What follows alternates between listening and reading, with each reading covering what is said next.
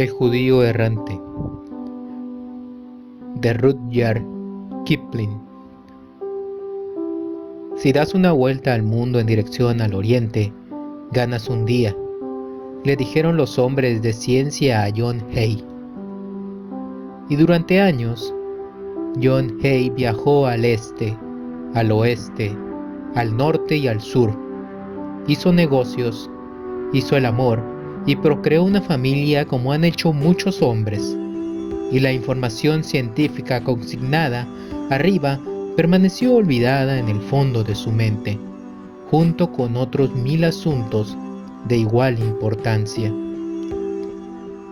Cuando murió un pariente rico, se vio de pronto en posesión de una fortuna mucho mayor de lo que su carrera previa hubiera podido hacer suponer razonablemente, dado que había estado plagada de contrariedades y desgracias.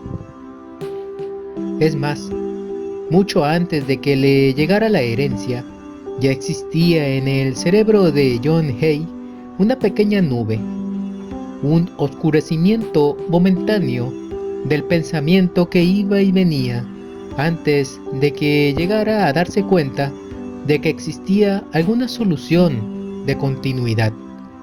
Lo mismo que los murciélagos que aletean en torno al alero de una casa para mostrar que están cayendo las sombras.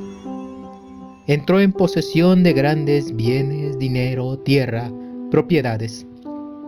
Pero tras su alegría se irguió un fantasma que le gritaba que su disfrute de aquellos bienes no iba a ser de larga duración.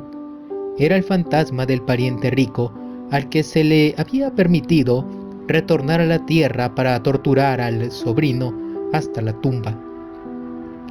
Por lo que, bajo el aguijón de este recuerdo constante, John Hay, manteniendo siempre la profunda imperturbabilidad del hombre de negocios que ocultaba las sombras de su mente, transformó sus inversiones, casas y tierras en soberanos, sólidos, redondos, rojos soberanos ingleses, cada uno equivalente a 20 chelines.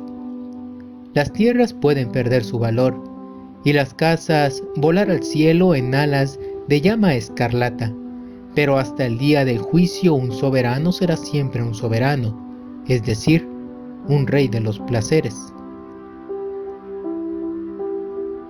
Poseedor de sus soberanos, John Hay hubiera querido gastarlos uno a uno en aquellos toscos placeres que su alma amaba, pero le obsesionaba el miedo de una muerte cercana.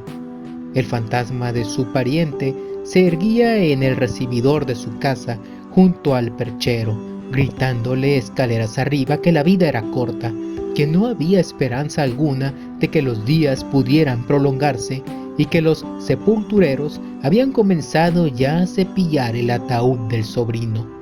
Por regla general, John Hay estaba solo en casa, pero incluso cuando tenía compañía, sus amigos no oían al viejo vocinglero.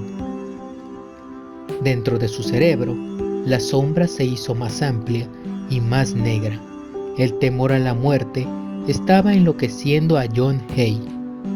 Y entonces, desde las profundidades de su mente, donde había almacenado toda la información no utilizada para fines inmediatos, surgió la idea del dato científico del viaje hacia el oriente. Cuando de nuevo su tío le gritó escaleras arriba que se apresurara a vivir, una voz más aguda le respondió en un grito: aquel que da la vuelta al mundo en dirección al este gana un día.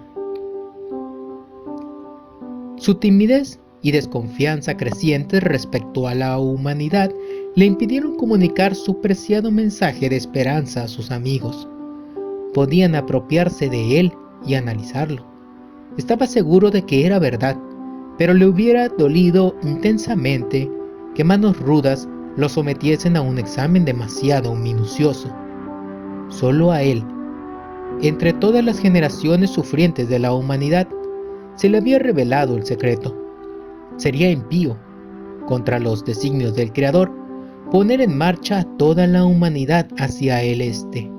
Además, ello supondría abarrotar los barcos de vapor de forma inconveniente. Y John Hay deseaba estar solo, por encima de todo. Si pudiera dar la vuelta al mundo en 2 meses, había leído que alguien cuyo nombre no recordaba lo había hecho en 80 días, ganaría un día entero. Y si seguía haciéndolo sin parar durante 30 años, ganaría 180 días, o casi la mitad de un año. No sería mucho, pero en el transcurso del tiempo, a medida que avanzara la civilización y se abriera el ferrocarril del valle del Éufrates, podría incrementar su ritmo. Provisto de muchos soberanos, John Hay, en el 35º año de su vida, emprendió sus viajes. 2 voces lo acompañaron mientras navegaba desde Dover hasta Calais. La fortuna le favoreció. El ferrocarril del valle del Éufrates acababa de ser inaugurado y fue el primer hombre que tomó un billete directo de París a Calcuta, 13 días en tren. Durante 13 días en tren no son muy buenos para los nervios, pero siguió recorriendo el mundo y volvió a Calais desde América en 12 días menos de los 2 meses que se había propuesto, y volvió a empezar, en 24 horas de tiempo precioso en su haber. Pasaron 3 años y John Hay siguió dando religiosamente la vuelta al mundo, buscando más tiempo en el que gozar del resto de sus soberanos. Llegó a ser conocido en muchas líneas transatlánticas como el hombre que siempre quería seguir adelante. Cuando la gente le preguntaba qué hacía, contestaba: soy la persona que tiene el firme propósito de vivir para siempre y estoy tratando de llevarlo a la práctica. Sus días se dividían entre la observación de la blanca estela de la hélice tras la popa de los más veloces vapores y la contemplación de la tierra parda que, como un relámpago, resplandecía por las ventanas de los trenes más veloces, y en un cuaderno anotaba cada minuto que había arrancado o sustraído a la implacable eternidad.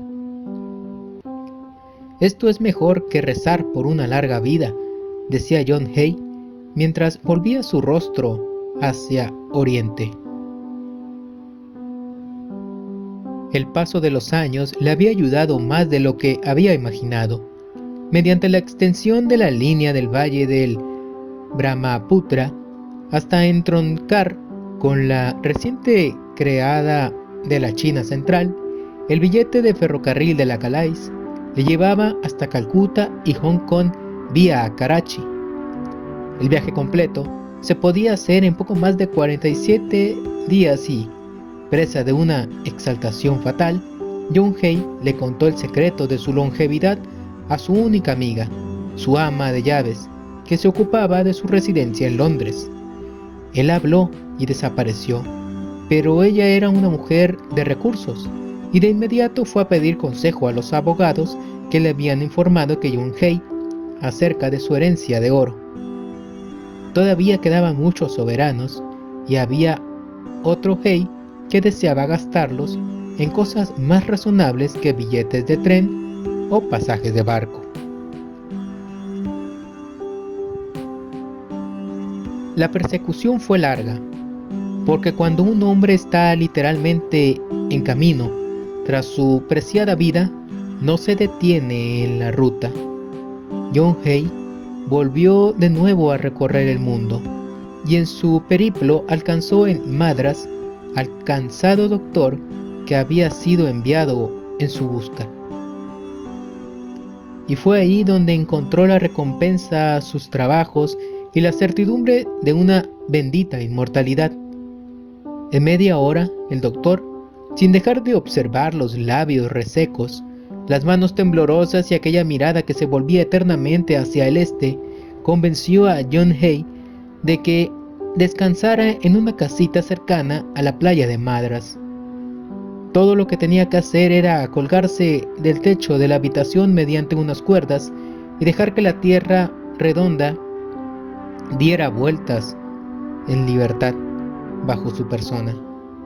Esto era mejor que el barco o el tren, porque ganaba un día al día y se hacía así semejante al sol inmortal. El otro Hei pagaría sus gastos a lo largo de toda la eternidad. Es cierto que todavía no podemos disponer de billetes Calais Hong Kong, aunque podemos hacerlo dentro de 15 años. Pero hay hombres que dicen que si uno se pasea por la costa sur de la India, se encuentra en un pequeño bungalow encalado y limpio, sentado en una silla colgada del techo sobre una lámina de delgado acero que, como él sabe muy bien, destruye la atracción de la tierra a un hombre viejo y consumido, con el rostro vuelto siempre al sol naciente y un cronómetro en la mano, corriendo contra la eternidad. No puede beber, no fuma, y sus gastos ascienden, quizá, a unas 25 rupias al mes, pero es John Hay, el inmortal. En el exterior, oye el estruendo del mundo que gira, pero con él, cual él, siempre explica cuidadosamente que no tiene relación alguna. Pero si le dices que solo se trata del ruido de las olas, llorará con amargura, porque la sombra de su cerebro va muriendo a medida que su mente deja de funcionar, y a veces duda de que el doctor dijera la verdad. ¿Por qué el sol no está siempre sobre mi cabeza?, pregunta John Hay. Fin.